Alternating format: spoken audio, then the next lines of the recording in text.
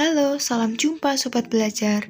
Senang bisa kembali bertemu dalam channel Rosalin Project. Hari ini kita akan belajar bersama tentang Ikhtisar Akuntansi Pemerintahan bersama SMK Kanisius Surakarta, yang di dalamnya nanti kita akan sedikit menyinggung tentang ikhtisar siklus akuntansi dari jurnal penyesuaian hingga neraca saldo. Apa sih itu jurnal penyesuaian? Ya, mulai dari jurnal penyesuaian ya.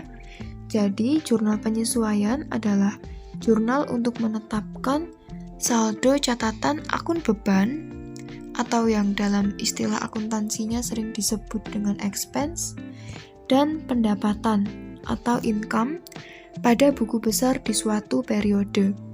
Dan ini kerap terjadi di akhir periode ya biasanya. Lalu yang harus diperhatikan dalam menyesuaikan saldo tiap rekening yaitu pertama, dasar pengakuan pendapatan dan belanja. Ini biasanya kerap menimbulkan adanya dasar kas dan dasar akrual. Dalam dasar kas, pendapatan diakui saat kas diterima di RKUN, sedangkan dalam belanja diakui saat kas dikeluarkan dari RKUN. Jadi, pengertian mudahnya, pendapatan itu akan diakui dalam dasar kas saat kita menerima kas tersebut atau pendapatan tersebut. Kemudian untuk belanja, sama, akan diakui juga ketika kita membelanjakan kas tersebut, atau dengan kata lain, kas dikeluarkan dari rekening kas umum negara. Kemudian dasar yang kedua adalah dasar akrual, di mana pendapatan diakui pada tahun diperolehnya tanpa memperhatikan tahun penerimaan uang oleh Kasda atau giro kas daerah. Jadi pendapatan saat kita terima, saat itu jugalah dia diakui. Namun pengakuan ini tidak memperhatikan kapan pendapatan itu diterima. Sedangkan belanja pun juga sama. Ketika kita melakukan pembelanjaan, saat itulah terjadi pengakuan. Namun, sama, tidak memperhatikan waktu pembayarannya.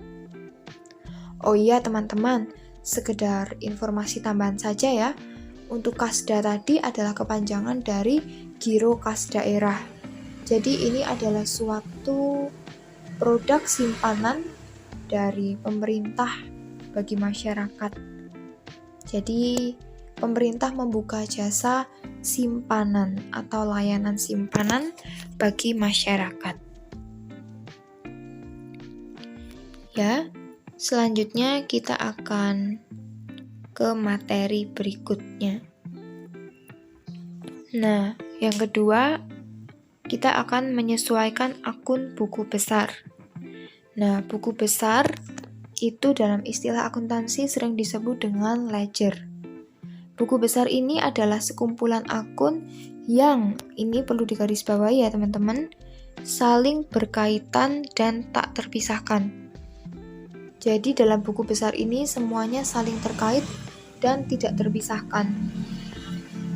Contoh ayat jurnalnya, yang pertama utang biaya, yang kedua persediaan yang tersedia di akhir tahun yang masih bisa digunakan di periode selanjutnya.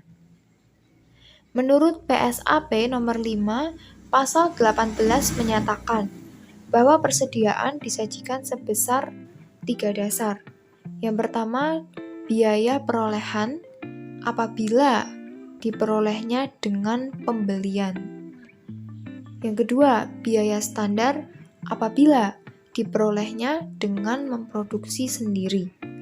Dan yang ketiga, nilai wajar bila diperolehnya dari cara lain seperti donasi atau rampasan atau cara lainnya. Kemudian untuk akun buku besar lainnya ada piutang pendapatan, yaitu pendapatan yang telah dihasilkan namun belum tercatat atau diakui dalam akun pendapatan. Dan yang keempat adalah penggunaan aktiva tetap yang biasa dipakai dengan masa lebih dari 1 tahun, misalnya gedung, tanah, bangunan lainnya, dan sebagainya. Depresiasi atau penyusutan biasa kita kerap dengar dalam aktiva tetap. Nah, apa sih itu depresiasi? Ya, jadi depresiasi itu ialah pengakuan atas keusangan harta tetap.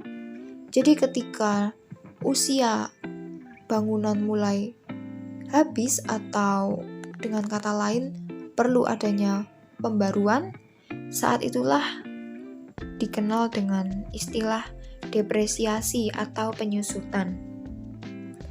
Besar nilai yang dapat disusutkan, rumusnya adalah harga perolehan dikurangi nilai sisa. Nilai sisa sendiri ialah nilai aset terkait di akhir masa manfaatnya.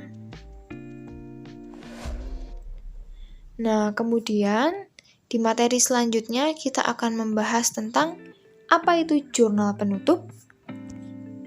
Ya, jadi jurnal penutup adalah jurnal untuk memindahkan akun nominal. Akun nominal itu sendiri ada apa saja sih?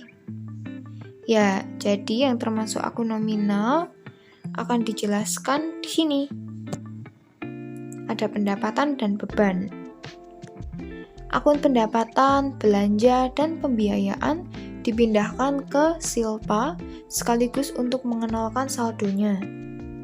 Apa itu singkatan Silpa?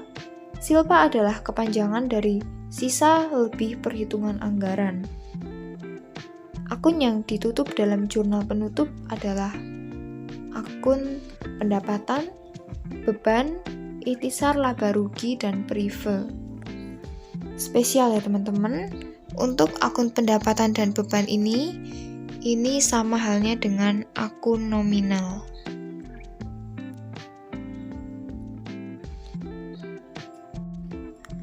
Lanjut, kita akan mempelajari tentang neraca saldo. Apa itu neraca saldo? Neraca saldo ialah pembukuan yang mencerminkan semua saldo di buku besar. Kegunaannya biasanya untuk menentukan keakuratan perhitungan akun selama dari awal proses penjurnalan hingga neraca saldo ini terjadi. Biasanya dibuat di akhir tahun setelah akun nominal atau pendapatan dan beban tadi ditutup. Nah, ini teman-teman, informasi yang penting yang harus banget kalian pahami tentang akun nominal dan akun real. Tentu, akuntansi tidak bisa terlepas dari dua akun ini ya. Akun nominal itu terdiri dari pendapatan dan beban yang biasa tercatat dalam jurnal penutup. Sedangkan akun real terdiri dari harta, utang, dan modal. Ya, sekian dari kami dan terima kasih telah menyaksikan video singkat ini. Semoga bermanfaat. Jangan lupa untuk klik tombol like dan subscribe. Tiada kata tidak bisa dalam suatu proses belajar, melainkan hanyalah kata belum. So, let's optimistic. Thanks for watching.